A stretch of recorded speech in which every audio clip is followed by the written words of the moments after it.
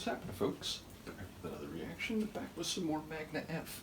We're going back to his 2019 album, White Xmas Lies. I did want to give a shout out to both Graham and Sophia, who explained the two tracks coming up, which are covers, which, the more I thought about it, I do think I've heard the AC/DC Hell's Bells track, although I have not heard the Kinks track at the very end of the album, so I'll look forward to those. Either way, we have a number of tracks to go before we get there. And the next tune is Revelation Song. My first thought when I looked at it is it made me think of Bob Marley's Redemption Song, one of my favorites by Bob, I have to say. But yeah, revelation is a word that certainly has religious connotations and a lot of context. It is also used in more, let's say, secular context. Anytime someone has, let's say, an epiphany, they have a revelation, and something, a very important and correct piece of information comes to them in a very rapid manner. But I do wonder, what level of the word revelation we're dealing with in the tune. Let's find out. This is Magne F from his 2019 album, White Xmas Lies, and the track is called Revelation Song.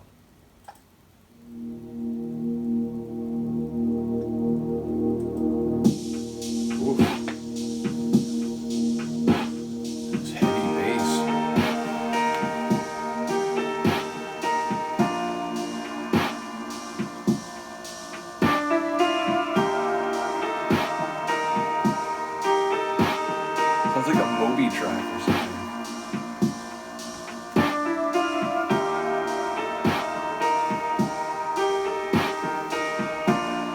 I like the piano a lot.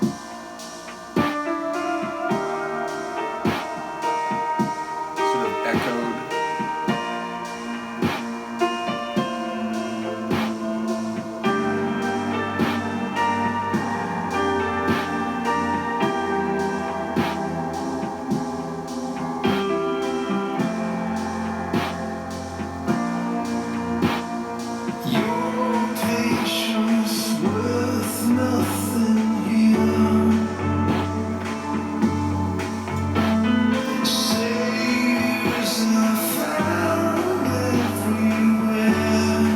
That Mac scratch.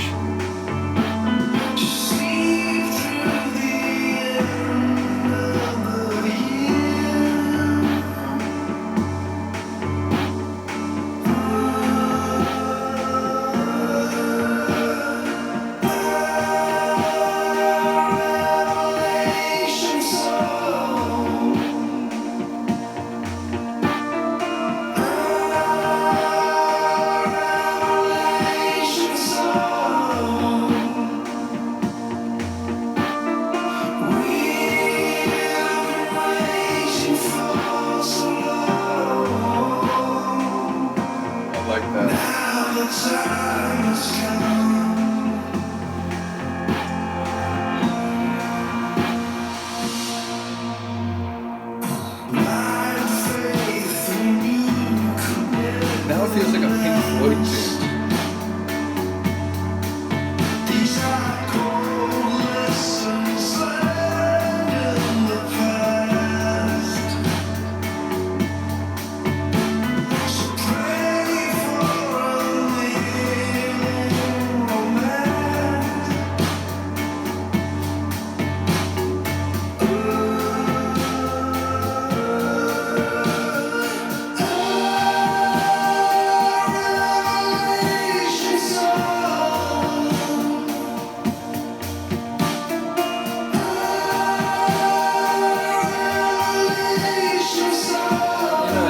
Different sonically than Redemption Song, but in the repetition of the phrase, it's not entirely dissimilar.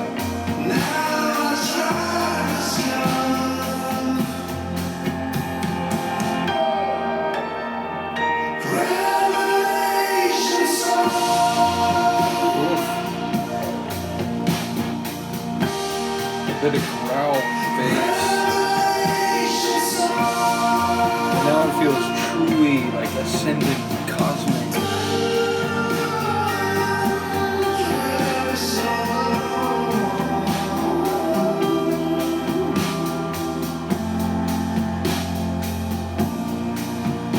But I wonder,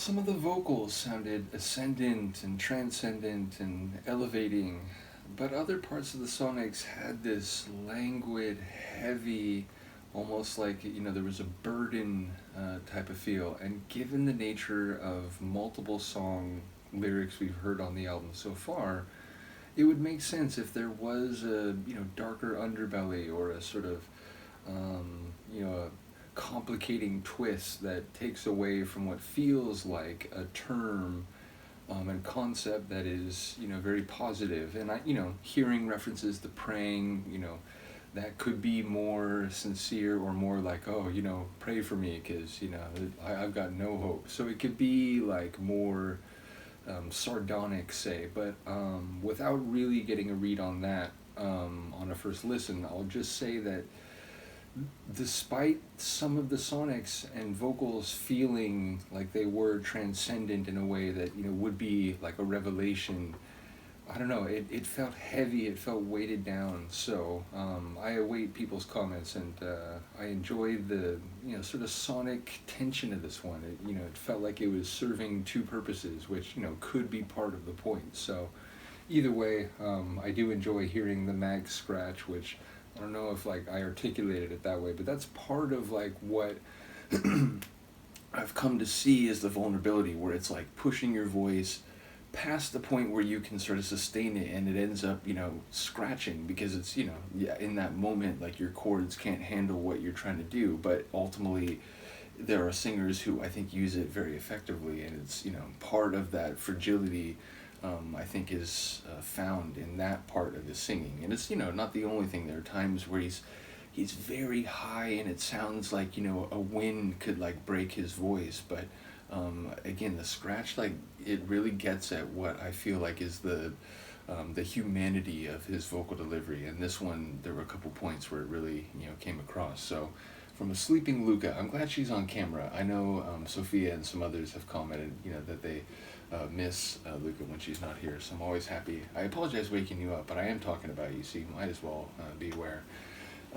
But yeah, I'm always happy when she's on camera for an AHA related reaction. So shout out to you, Luca. Right back to sleep, exactly as it should be. Do let me know what you think. I will see you next time. Well, no, I'm just going to think about it some more, but probably going to get back into croissant mode and go to sleep. So in any case, I'll see you next time.